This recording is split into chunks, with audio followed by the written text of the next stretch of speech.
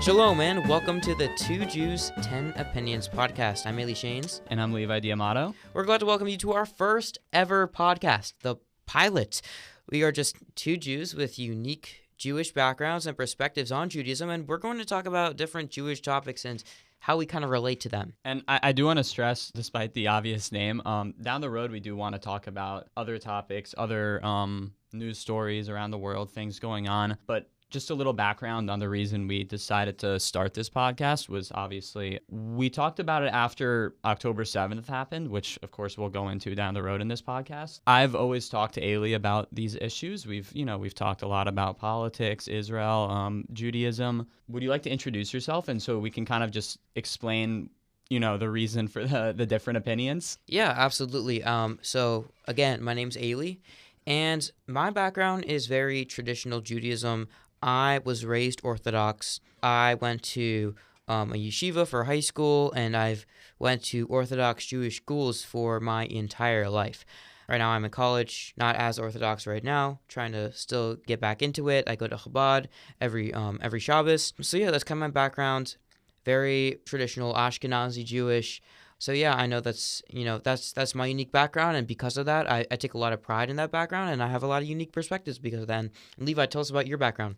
Yeah, definitely. So I'm from up north. I grew up in New York City. I would describe my upbringing as definitely kind of Reform Jew, but when I was in middle school or before middle school, when I still lived in New York, I would go to a synagogue a lot. I would go to services.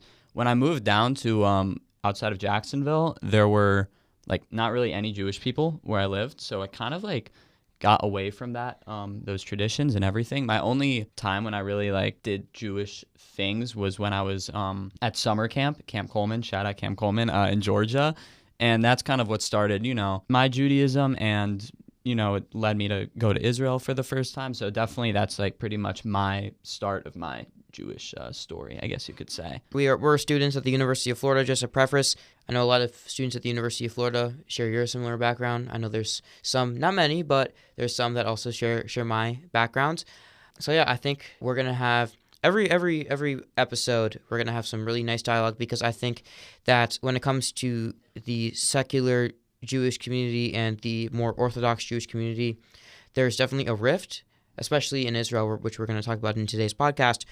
There's definitely a rift, and there's definitely miscommunication, and there's definitely the communities are kind of separate. So I think it's really important to kind of bridge those gaps, to kind of just, there's a lot of, stereotypes about these two communities. So I think it's really important to kind of bring those two communities together like we're doing right now. And we're going to, over the course of, this is the first episode where we don't have any guests. We're going to want to have different guests every episode from Absolutely. All different backgrounds, and we're going to hear about your different opinions. So it's going to become many more than just 10 opinions, I think. Right now, I want to talk about what's happening on Tuesday. Ailee and I are both going to Washington, D.C. For the rally for the hostages, of course. Let me look it up real quick so we can give an exact... Yeah, so it's the Rally for Israel. It's by...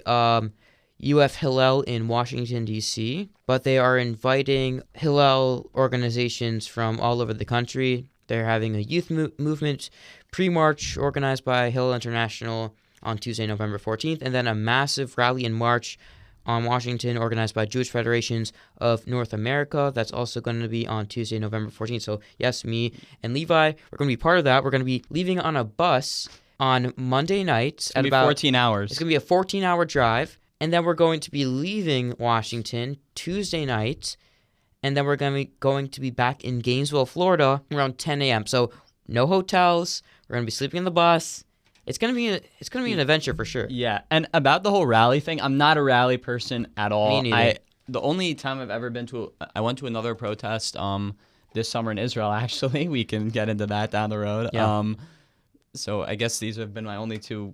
This isn't a protest. It's more of just a show of support, I think. And I mean, I know the reason I'm definitely going is, at the University of Florida where we go, I think things have generally been pretty good. Would you agree with that? Yeah, I mean, when you compare our situation with other universities, Columbia, Princeton, Harvard, Cornell, et cetera, we have it pretty good here. We have the largest undergraduate Jewish student body in the entire United States. Proportionally, when you look at like universities like Yeshiva University, obviously Yeshiva University has basically like a 100% Jewish student rate.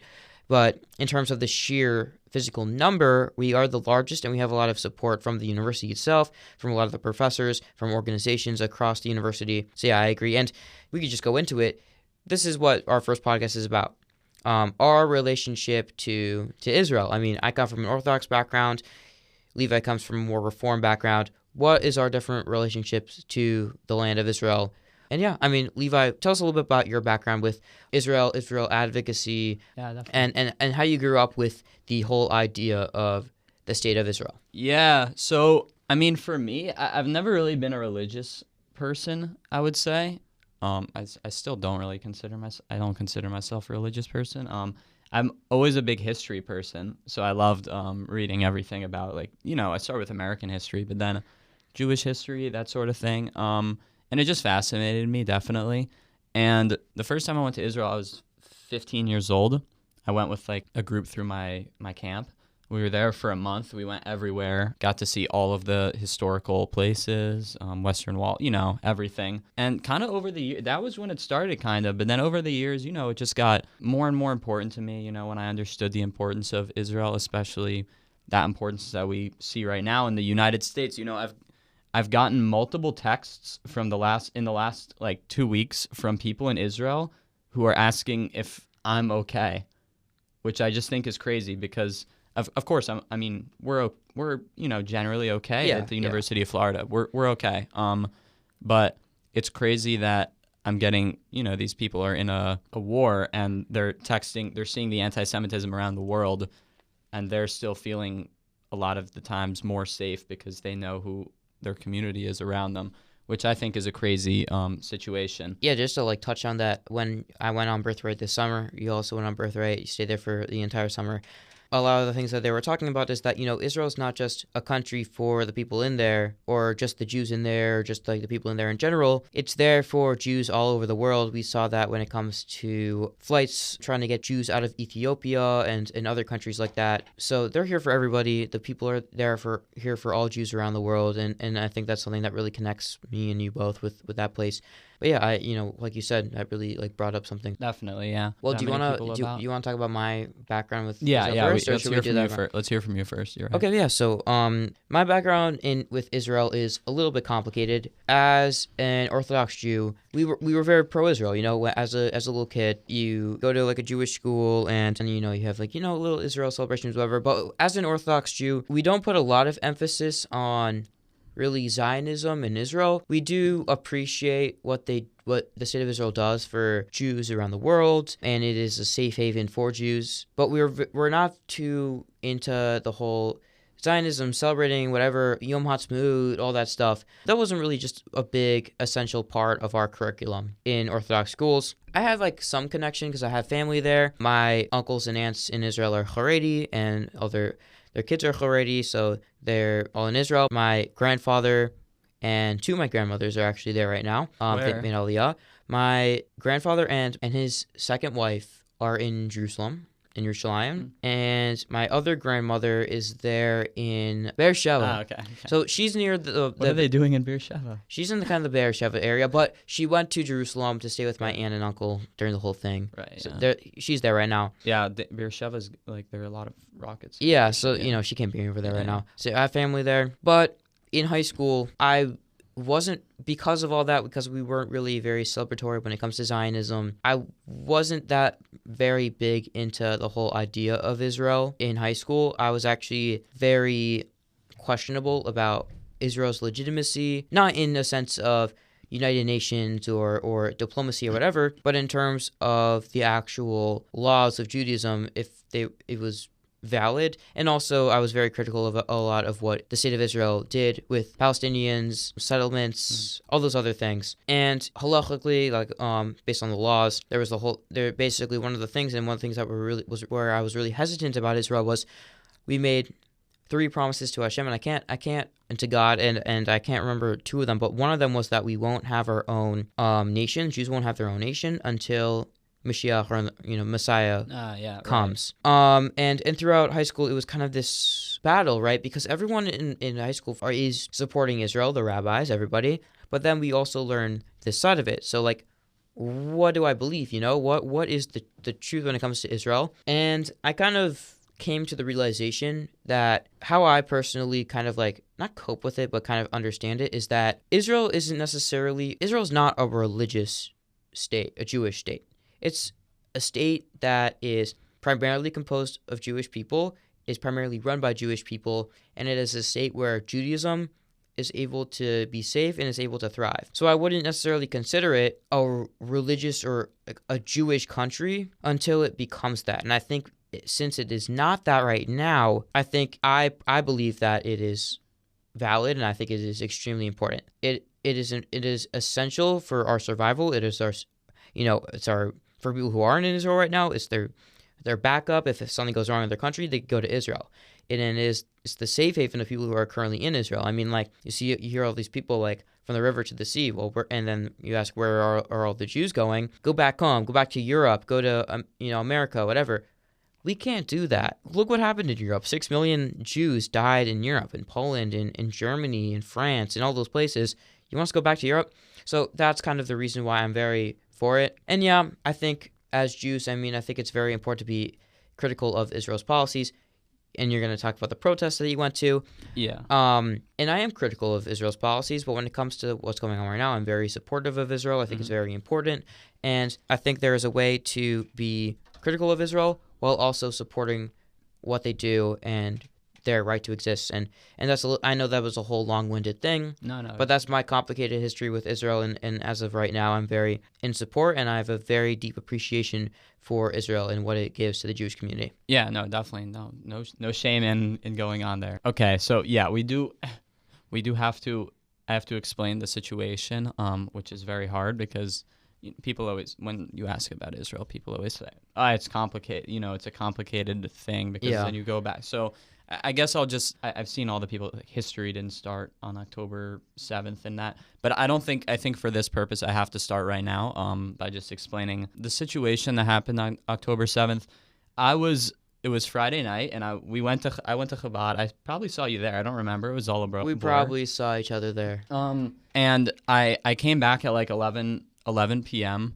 and I got, there's like the app on your phone, the rocket alerts. Red alert, and it basically lets you know when there's a rocket fired from the Gaza Strip, usually now from Lebanon. All of a sudden on my phone, I got so many of them, like 100 of the alerts in like 1 minute, which was very peculiar because every once in a while you get like one or two, I got like 100, and it just kept going. And I went on Twitter, and all of a sudden, like, started seeing the very weird videos. Like, there's people driving, like terrorists driving in the streets. It was surreal. So I didn't sleep at all that night. And in the morning, it was just kind of that whole day, October 7th, at least for us in America, was like just like a zombie. Like, we just felt like we were just like walking. We had no idea like what was going on. Like it was all a blur. Yeah. And what happened was, as everyone knows now, the worst massacre of Jewish people since the Holocaust. And we don't have to get into all the horrific crimes that were committed. You can read the news articles about that. Mm-hmm. I'll tell you just one thing. I was reading an article last night in the Jerusalem Post who was talking about that, because they still haven't discovered the remains of many of these people who were murdered by Hamas, that there were archaeologists working in the teams to discover these people. So that's all I'll say about that. Since then, there's been, now the Israel Defense Forces have entered into Gaza and northern Gaza. They told all the civilians to leave northern Gaza and go to the south. Many did. Many did not.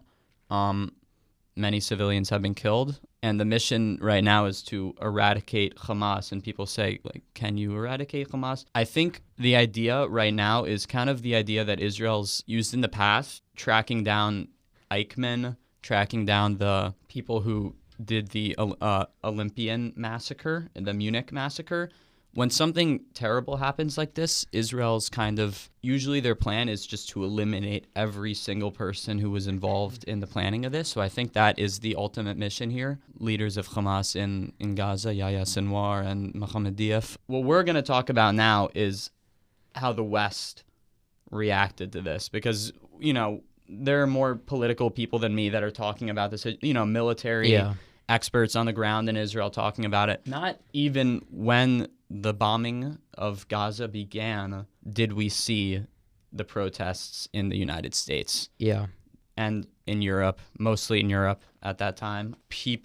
It was shocking to me even, to be honest, even though I've been kind of hearing about this for years, like the anti-Semitism that comes from the far left. Have you heard of the term horseshoe theory before? I have not. Can you explain it? Yeah, so basically this is the theory that as you go far left and as you go right, it becomes a horseshoe and they meet.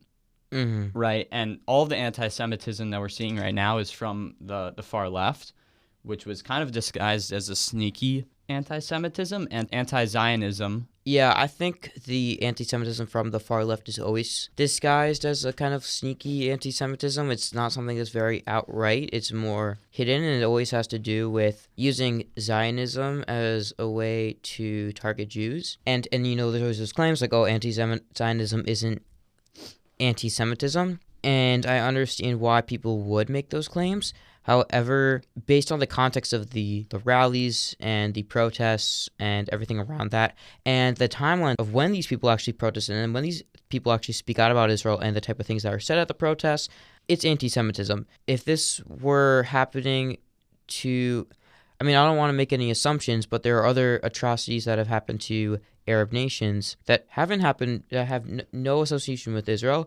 and we don't really see a lot of protests when it comes to that stuff. When it comes to Turkey, Saudi Arabia. Yeah. If I could just jump in here because I read from Thomas Friedman in the New York Times last week, which we can go into down the road. But he was basically talking about, and I disagree with a lot of the things he says, but he was basically talking about how the protests, and I hate to do this whataboutism kind of thing, but he was talking about, because the main reason for all of this terror in the Middle East, it all leads to Iran. It does. Yeah. And right now, they essentially control 4 different countries. They control Lebanon with Hezbollah. They control Iraq. They control Yemen and the Gaza Strip and Syria. So 5. And when you talk about that there were no protests about other events. I was just talking about it the other day because the Houthis in Yemen, this is a terrorist group that is basically in control of most of Yemen right now, sent missiles at Israel, which is 2,000 kilometers away, just fired missiles. What is that in miles? I don't know. I'm not good with that, but I read that it was 2,000 kilometers. I also read that it was the first missile to ever be shot out of space in history. So the missile was in space and then they shot it down to Earth, you're saying? Or was it on the ground and it went up to space and then went down? I don't know how that looked, but this is like, I was told that the missile interception is the first space combat anyway, and it happened between Israel and the Houthis. No matter the case. Yemen has been for so long the worst humanitarian crisis in the world, and I don't want to do the whataboutism, but when you see 100,000 people protesting in London against Israel, and I've never seen 100,000 people protest for any other Middle Eastern conflict ever. Not saying there aren't protests that people aren't speaking out about it, not at this level. But the sheer magnitude of people coming out, and obviously correlation doesn't equal causation in all these cases. But you need to understand context-wise, the reason why people are coming out, I think is because of a preconceived hatred towards the Jewish people. I don't want to give the benefit of the doubt, but I feel like also it's just so much just uneducation. Like people genuinely don't think that they're being hateful. It's uneducation. I think it's lack of context, especially in the West and these universities. And I think especially when it comes to the protests in these Arab countries and with very strong radical Islamic regimes, they literally teach anti-Semitism in schools. They teach that Zionism is the enemy, that Jews are the enemy, and they're trying to ethnically cleanse Palestinians. So like you said, it's lack of understanding, lack of education, and I think lack of context as well. 100%. And I think there's also the problem where people somehow, most of these people who are not Israeli, Jewish, or Palestinian kind of turn this into like a sports game almost in the fact that they're like, oh, you're pro-Israel, oh, I'm pro-Palestine. Like I've been posting a lot and on Instagram, and I got like, I get people swipe up and they go, I'm pro-Palestine, but I want to hear your perspective. And it's like, I don't consider myself pro. I mean, obviously I'm pro-Israel because my family, my friends, and because of, the importance of Israel, but I'm pro-Palestine in the sense that I want there to be Palestinian state established, and I think people get so drawn into this both sides argument and they forget that these are people, like when you're waving the flags, you're not contributing anything. Also, I wouldn't consider these protests to be pro-Palestine protests in a large sense. I would consider a lot of them to be just anti-Israel protests. Yeah. Mm-hmm. I mean, they're not, because let's say, for example, that Hamas and Hezbollah win the war against Israel, which is not going to happen. But let's say that they conquer Israel, right? What is the country from Gaza all the way to North Lebanon to the Jordan River? What is that going to look like, for the citizens of that country? Who's going to be in charge of that country? I mean, you're saying that from the river to the sea, Palestine will be free. You have just Palestine. Who's going to rule that country? Because there's going to be millions upon millions of Jews that are going to be there still. Who's going to rule that country? It's either going to be Hamas, Hezbollah, or it's going to be the Palestinian Authority from the West Bank. And all those authorities, all those regimes are extremely anti-Semitic. If you look at their doctrine, they're extremely anti-Semitic. So you could see why from the river to the sea, Palestine will be free, and the whole Free Palestine movement is inherently anti-Semitic. Because if those regimes are in power, they're either going to kill all of those Jews, or they're going to make them go to places where they're not going to be safe. They're going to just get out of here and we fine. So that is, from the river to the sea, Palestine will be free. That's the ethnic cleansing. If you look at, Arabs in the state of Israel, Palestinians in Israel, their population has boomed over the 75 years that the state of Israel has been there. There are Arabs in the Knesset, Arabs that are outspoken about how much they hate Israel and how much they want to free Palestine. They're still able to get a voice, and they're still able to be there. There are Arabs in the Supreme Court. There's Arabs in all aspects of life. Like you said, I mean, like, what's there going to be over there? I'll tell you what there's going to be over there. There's going to be another radical Islamic country that's going to hate Jews, and there's not going to be any Jews there. Just like how there's no Jews in Yemen, no Jews in Lebanon, no Jews in Iran, Iraq, Saudi Arabia. There's some, I guess, a little bit. There are a few in Iran.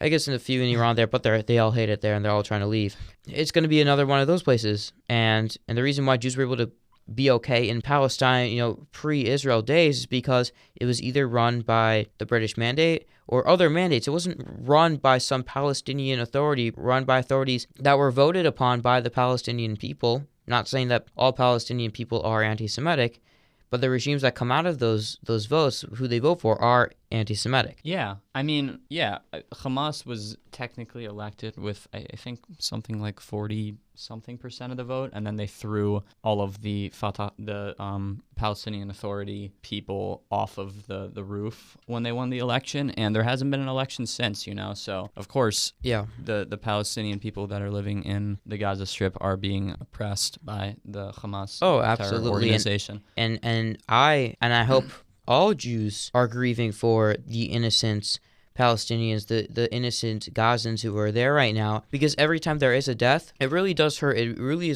hurts that this has to be the way it is. But this is how Israel is supposed to fight this terrorism, because they need to eliminate Hamas, and the only way they will do it is if they target where their tunnels are, and their tunnels are under civilian areas, densely populated civilian areas, under hospitals, under schools, under mosques. They use them as human shields, and I am grieving for them, and I hope all Jews are grieving for them, but every single blood that is shed in this war is because of Hamas. That is it. Plain and simple, period. Yeah, it's just a sad situation. I'm sure you've seen all the videos that are coming out of Gaza. I just think like all the protests are just kind of misplaced in their energy. They don't really talk about, I guess they do talk about it, but like completely understand the feelings in the world towards this government, this current Israeli government. Another thing though, by the way, this operation, this Hamas attack has been planned for, I'm not sure exactly how long, but some people are saying a year, up to 2 years, before this government was in power. So for those that say that this is a reaction to the policies of this specific government. It's just not true. The Hamas doesn't care about which government is. They don't care if it's Yitzhak Rabin, the most peaceful, pro-peace prime minister in Israeli history, or they don't care if it's Bibi. You know, they don't really care. But there are some obviously really bad figures in the current government right now, the current Knesset, Itamar Ben-Gvir, one of them. And the situation in the West Bank is just terrible right now. Well, let's talk about that, and let's talk about the protests you went to in Israel. Right, yeah. Well, tell me about your perspectives on the current government of Israel, and tell me about the protests you went to. I went to the protests against the judicial reform, which was happening before all this went down. And by the way, I don't want to talk too long about this protest because I don't think I think when something like this happened, the October 7th, it became almost hard to talk about other things because have to, right now we have to this was a genocidal attack, you know, but I will explain to you the protests. Before this all happened, there was a judicial reform by Prime Minister Netanyahu. And the idea essentially is to, I don't know how to explain this in simple terms, but in the United States, there are 3 branches of government, and Israel, I guess you would kind of consider it to be 2 branches of government, given that there's just the Knesset that's kind of combining the executive branch and the legislative branch, and then there's the judicial branch. And this judicial reform, which we don't have to go into in detail, was aimed at weakening the power of the judicial branch, the judges. And why is that bad? Because, this is a far right government, and they want to take away, not they, but many in the government want to take away women's rights, abortion, gay marriage rights. And of course a bunch of them are racist against Palestinians. Absolutely. So at this protest, there were a lot of different things. There were people protesting against the reform, and there were a lot of people. I went in Tel Aviv, which, for those who don't know, this is the politically it operates a little bit differently from the rest of Israel. Yeah. Kind of, it's like the liberal, stronghold kind of.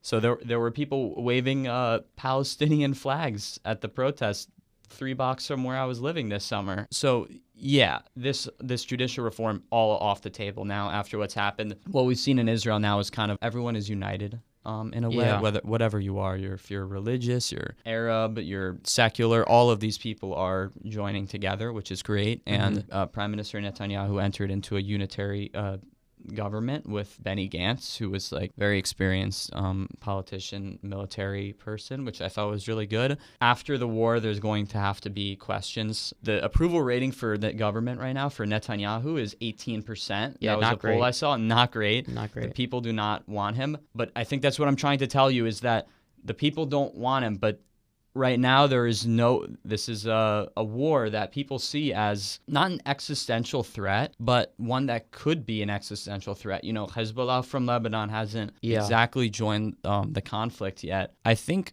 for those that call for the ceasefire, they don't understand the situation at all. I agree.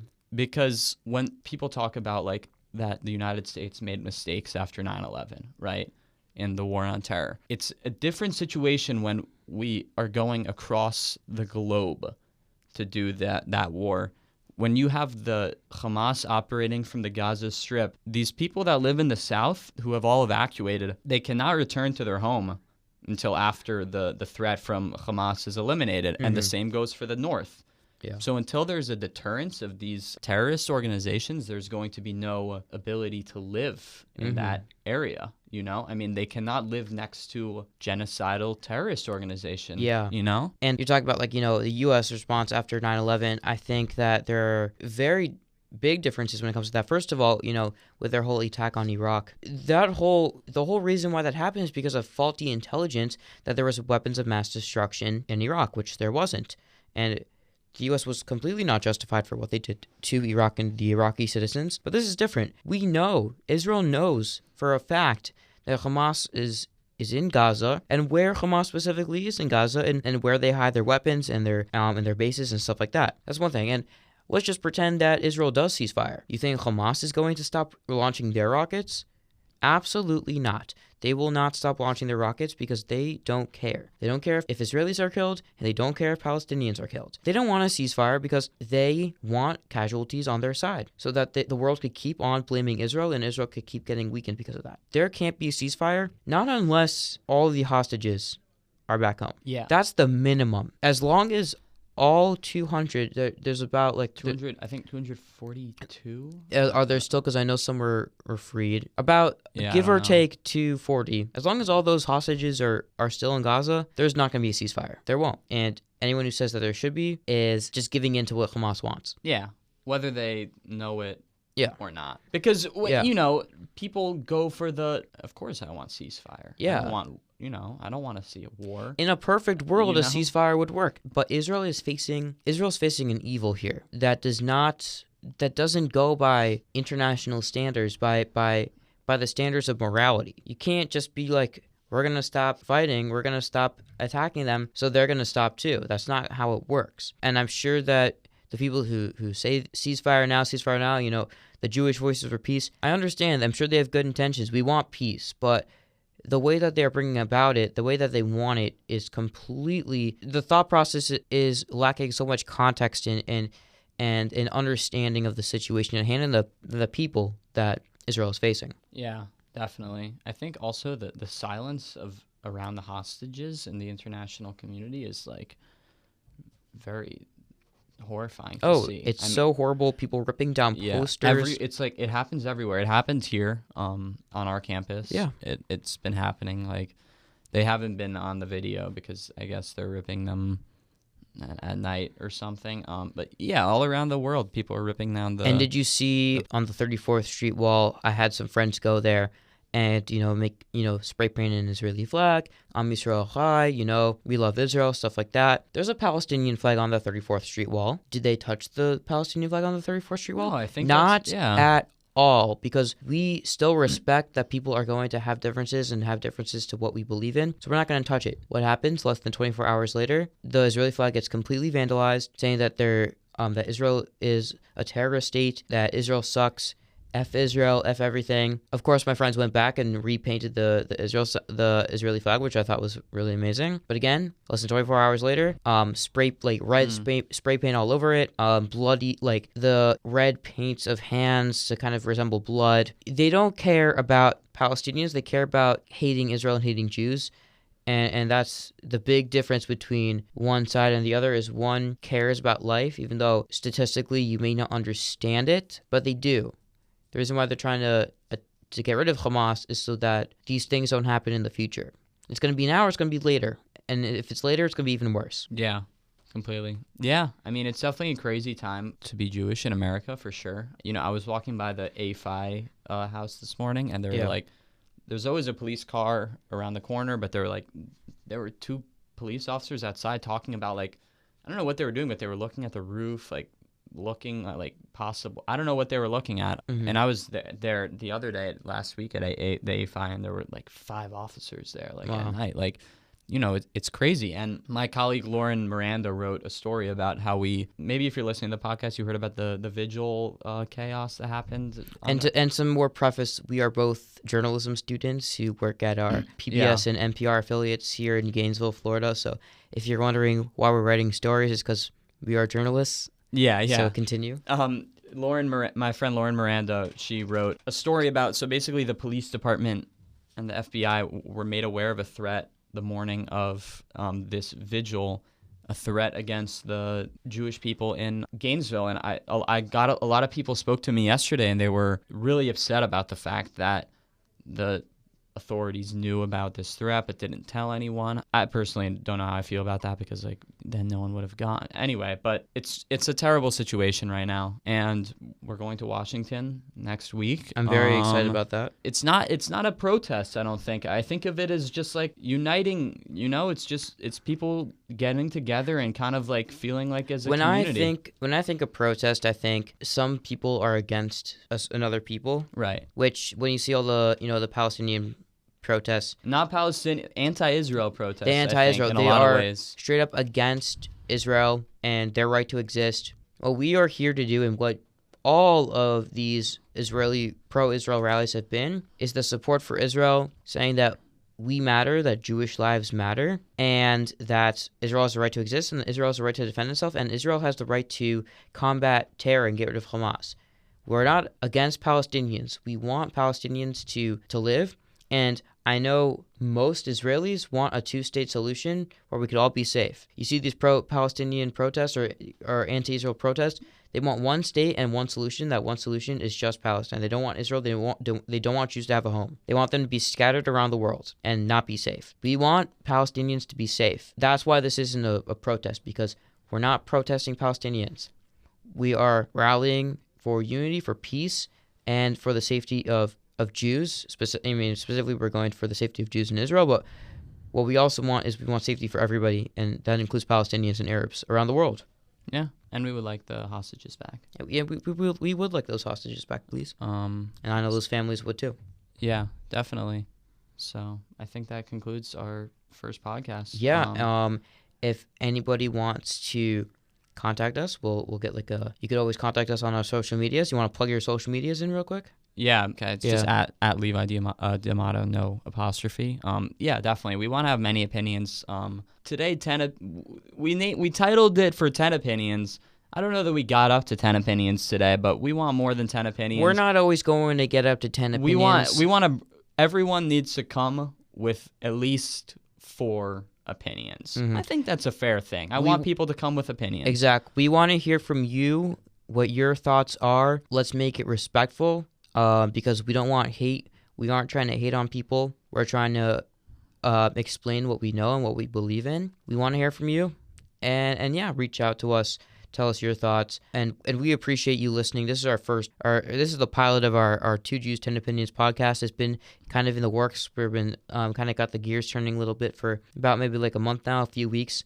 And we want to just share with the world just our thoughts and our unique perspectives. And yeah, we appreciate you listening. And Levi, you want to end anything off? What do you want our listeners to know about? Yeah, I hope that they bring their thoughts to the discussion, because that's the only I think that the podcast is cool, because I think it's like not so formal of an atmosphere where like we can just have someone sit right next to us and just talk it out. I think that's what we need, more talking. And I want to preface. I always say preface a lot. It's one of my favorite words. You don't have to be Jewish to listen to the podcast to be in the discussions. If you're Jewish, you're Christian, you're Muslim, we don't care. Whatever you are, just talk to us. We want everyone to be part of the discussion where everyone is included. And yeah, we appreciate you listening. We appreciate you understanding us, not just listening with your ears, but with your hearts. And yeah, we appreciate all the support, and have a great day, guys. Thank you. Yeah, have a great day. Thank you.